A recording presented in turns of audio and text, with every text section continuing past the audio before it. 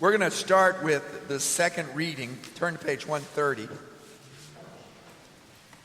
We're going to take a look at the middle reading, then I concentrate on the first reading in the gospel.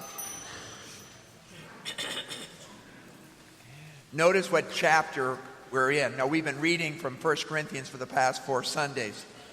But notice the chapter. The chapter is very important. What chapter are we in today? 15.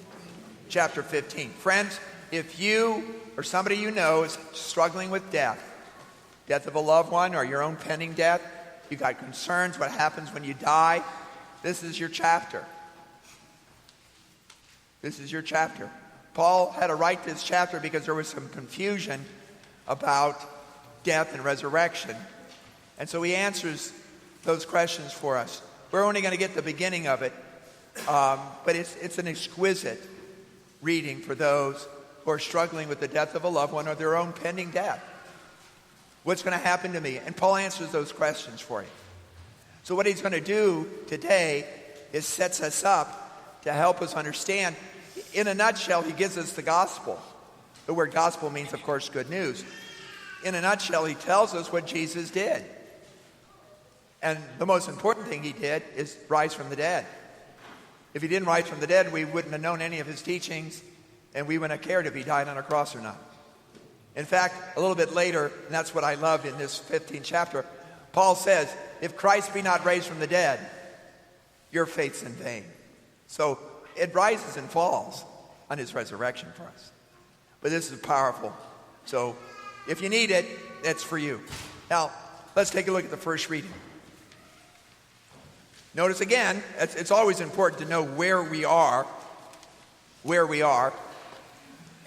We are going to hear from Isaiah. Now, you would think we'd hear Isaiah 1. But we're not in Isaiah 1. What chapter are we in over here? What chapter? 6. We're in chapter 6. Now, hopefully, you will become erudite enough to know that chapter 6 is very important to Isaiah. Last week, in the prophet of Jeremiah's work, we saw the call of Jeremiah. Now that began in chapter 1. He sensed God was calling him even before he was born. So that was the call of Jeremiah in chapter 1. Today in chapter 6 is when we get the call of Isaiah. So when everybody says Isaiah 6, you know exactly what that is. That's the call of Isaiah. Isaiah was a priest and a prophet. Not all prophets were priests. Not all priests were prophets. He happened to be one. And so today, God's going to reveal himself to Isaiah. And it's in the context of a ceremony within the temple. Only priests were allowed into the temple itself. And so this is what we're going to get. But notice, if you would, how Isaiah senses the holiness of God and senses how unholy he is. And watch what God does anyway. Then, flip to the gospel. We're on page 132. What we have here today is if we've got the call of Isaiah and his conversion experience, we're going to have today the call of Peter. Try to look at the similarities. It's extraordinary. Isaiah was a priest. God had revealed to him his presence in the temple. What is Peter? He's a fisherman. Where do you think God is going to be revealed to Peter? In the boat. In the boat. Friends, whatever you are, sometimes we think the only place we're going to encounter God is here. For some people, this is the last place to look for God. It shouldn't be, but sometimes the way we Christians act, people don't find God in here. And so we got to be very careful, because God can be encountered anywhere, anytime. And that's what we're going to see in Peter. And we're going to flesh both of those experiences out a little bit, tease them out a little bit in our teaching. So let's open our hearts and our ears as we listen to God's living word among us. Would you join me in a moment of prayer, please? Spirit, the living God, fall afresh on us. Spirit, the living God, fall afresh on us. Melt us, mold us, fill us, use us. Spirit, the living God, You going to be watching the game tonight? I'm not really that interested in the game. Those two teams don't really mean anything to me. But I'm watching it for the commercials. Can you imagine a 30-second commercial? When you're watching some of those commercials that don't make any sense, realize that whoever is sponsoring them, a 30-second commercial this year during the game, just for airtime is $5 million. I Googled how much the very first Super Bowl commercials cost. For Super Bowl I, the commercials were going for a measly $37,500.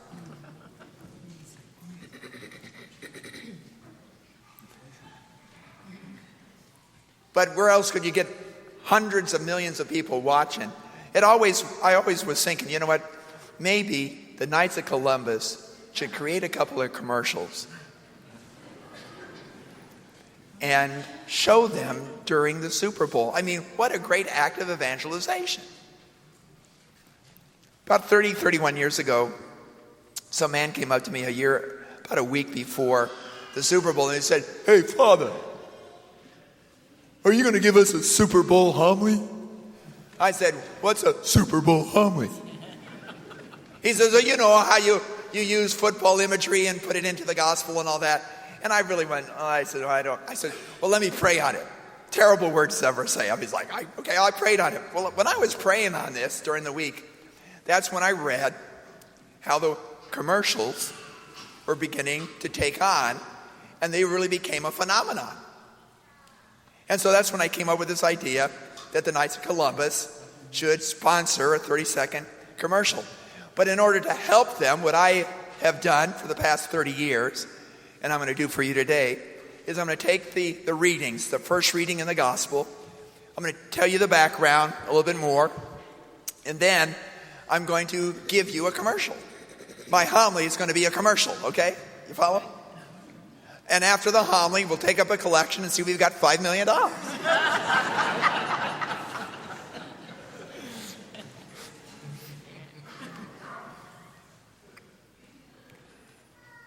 St. Clement is not a perfect parish. It is a parish that believes that every saint has a past and every sinner a future. St. Clement consists, beginning with the pastor, of forgiven sinners who have a future together. Forgiven sinners who are learning how to be Trinity-centered and discipleship-driven. Was it by accident or by divine coincidence that the main characters in each of the three readings, Isaiah, Paul, and Peter, first had to admit they were sinners before God could use them? That's important. Isaiah, "Oh God, woe is me." Peter, "Leave me, Lord, I'm a sinful man." And Paul is admitting that he was killing Christians until the grace of God got a hold of him. The same is true with us here at St. Clement. We are a community of saints in training who are committed to and passionate about putting Jesus first in everything. And as I shared with you last week, unless Jesus is first in our lives, friends, nothing else matters. In our first reading, the prophet Isaiah has an incredible experience of beholding the holiness of God. But there's one small problem. As God's light is bathing Isaiah, in that light, Isaiah sees his warts, his wrinkles, his sin. And he goes out and yells, "Oh, woe is me, I am doomed, for I am a man of unclean lips, living a people of unclean lips, yet my eyes have seen the King, the Lord." Now, even though Isaiah thinks he's unworthy, God still wants to use him. Did you hear that, church? How many people don't get involved in the church? I'm not worthy. Some of the words that just make my skin crawl is people coming to me and say, oh, Father, I can never do that because I'm not worthy. Could you imagine Isaiah saying, oh God, I'm sorry I can't do this because I'm not worthy. Well, we see what God says. Hey, I'm going to make you worthy. I'm going to send an angel, purify your lips. And then I need somebody. Who will go? Didn't you like that little dialogue between the prophet and God? God says, who will I send? And Isaiah goes, duh, send me. Send me. So here's our commercial based on that first reading. Imagine there's a break in the game. The score is 14-0, and your team is winning. The commercial opens up in a disheveled apartment. I mean, it's messy. Doesn't look like it's been cleaned in a little while. And you hear the ringing of a cell phone. And out of a door comes this woman, probably in her mid-20s, early 30s, in a bathrobe, just kind of like waking up to the phone. And what she's doing is what many of us do. She forgot where she placed the phone, so she's hunting for it. And the camera kind of goes along, helping her find it. And she finally picks it up. And she looks at the caller ID, and it says, caller unknown. Caller unknown. And as she listens, we don't get to hear the voice on the other end, but she's a great actress. So she basically, by her words, is helping us understand what is going on. What is going on. And first of all, this is what we hear. Who is this? Is this a practical joke? Jimmy, is that you again? Okay. I'll play your little game. So you say you're the angel Gabriel. And you've called me today to tell me God is going to be visiting me in 5 minutes. Well, wait a minute. Why does God need me? I don't go to church anymore, except for Christmas, Ash Wednesday, Easter.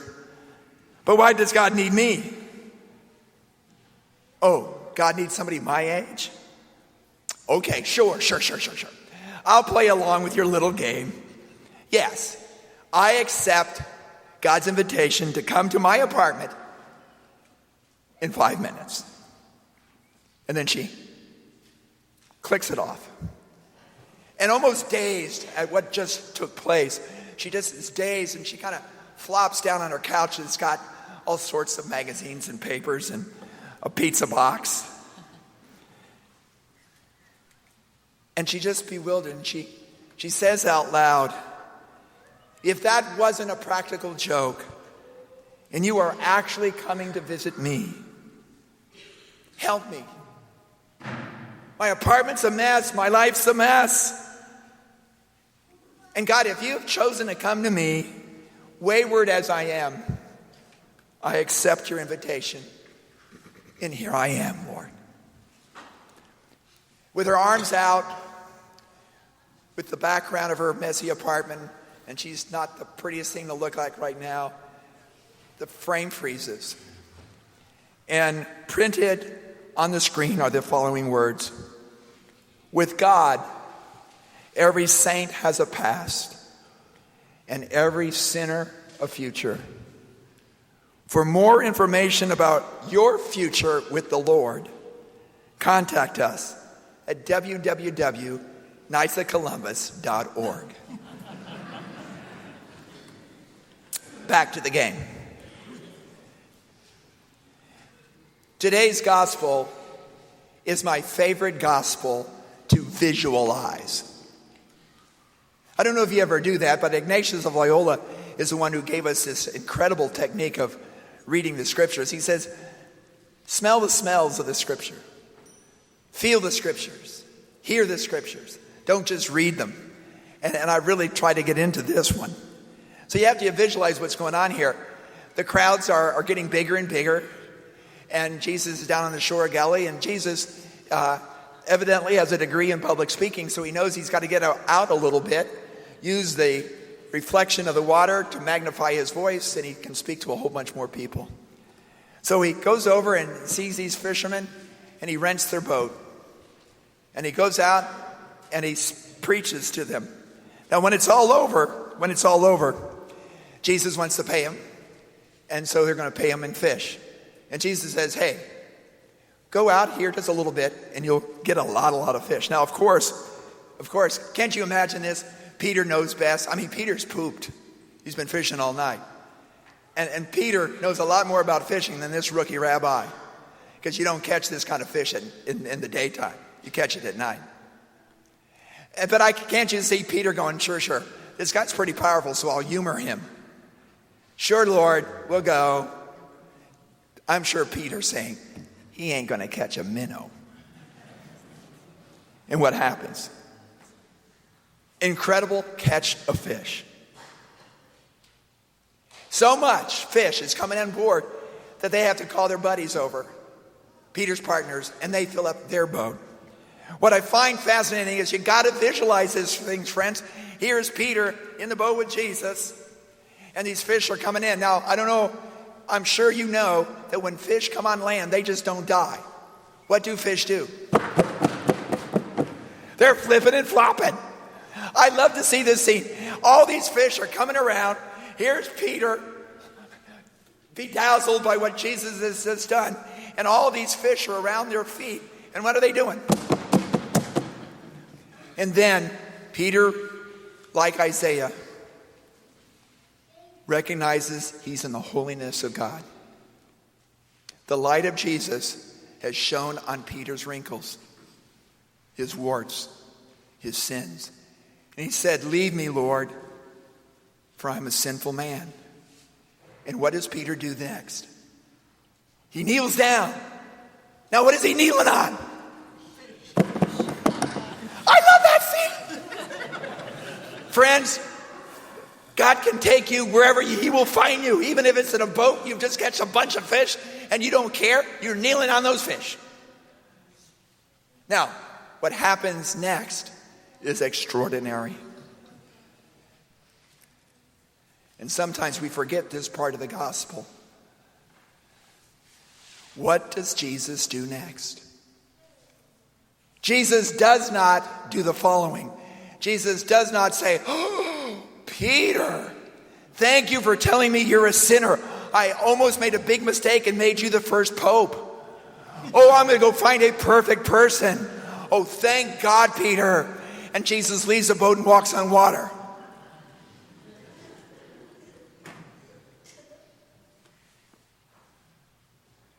No. Once Peter acknowledges he's a sinner, Jesus basically says, I can use people like you, Peter. I can't use the self-righteous who don't think they need me. But I can use you because you know you need me. And I'm going to use your skills to go catch women and men for the sake of the kingdom. Here's our commercial based on that image.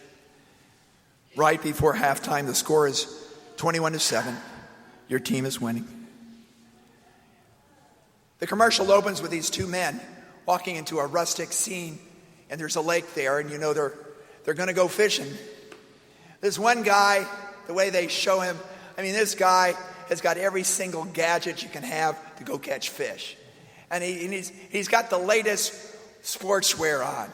He looks like he could be on the cover of Esquire, not Field and Stream. So, I mean, the way he's so impactful, it just looks like this guy's never fished before. And next to him looks probably his grandfather, kind of frumpy looking clothes and stuff. And the old man has a cane pole and a little bucket of worms.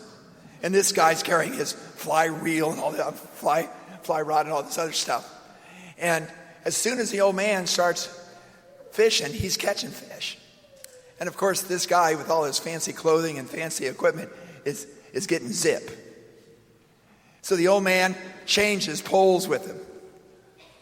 And the old man, using the fancy fly rod, catching fish again, one after another. And here's the guy with a cane pole catching not a nothing.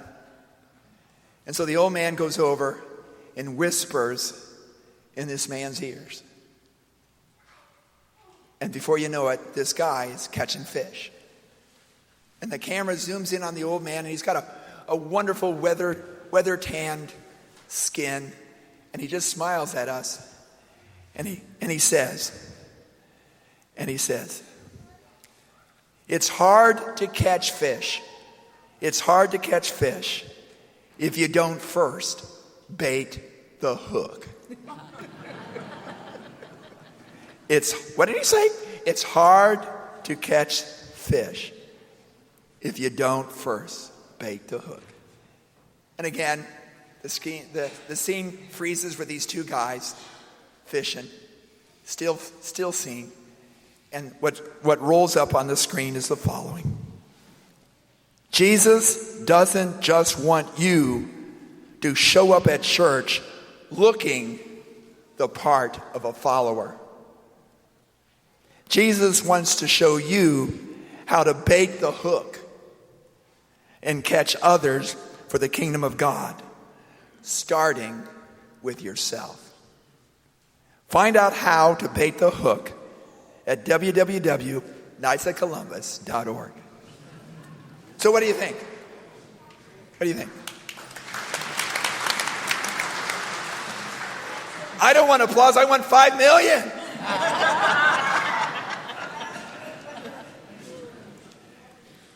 They might not be worth 5 million. But maybe, just maybe, they can assist us today in realizing the importance of putting Jesus first. Putting first Jesus in all aspects of our life. And then being used by him. And then being used by him, like Isaiah, like Paul, like Peter. Amen?